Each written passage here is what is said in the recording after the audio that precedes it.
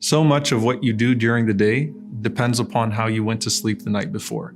And there are so many ahadith that talk about the angel's involvement in your going to sleep and the effect that that's going to have on the next morning. You're going to sleep and you have a few choices to make.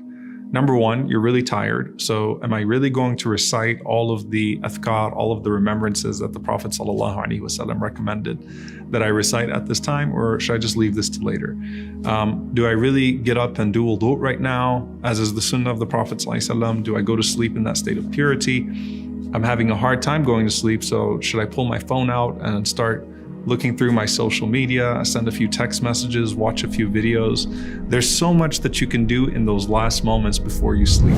The Prophet ﷺ said that every night as you go to your bed, an angel and a devil come to you and they start to prompt you. When you're going to sleep at night, the Prophet ﷺ said, in those moments, an angel comes to you and says, "Ikhtim bi khair, ikhtim bi khair, ikhtim bi khair." End your night well, end your night well, end your night well.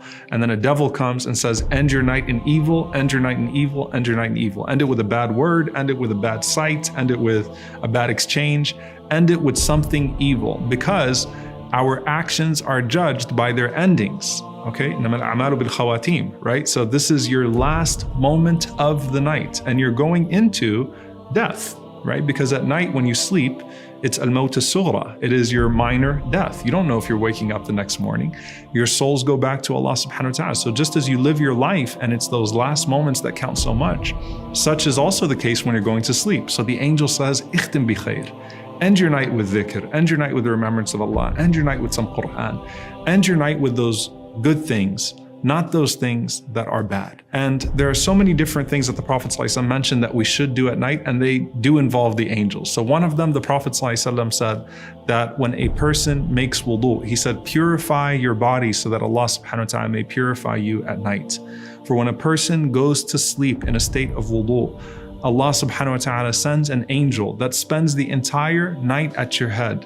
And that angel says, Allahumma ighfir li abdika kama bata tahira. Oh Allah, forgive your servant as he went to sleep in a state of wudu. Oh Allah, forgive your servant as he went to sleep in a state of purification.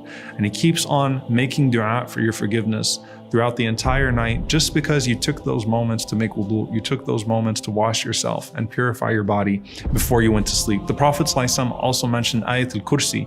To recite Ayatul Kursi, the Prophet ﷺ said that it would stand guard for you, that Allah would send an angel that would stand guard for you and protect you from any shaitan that could come anywhere near you throughout the night.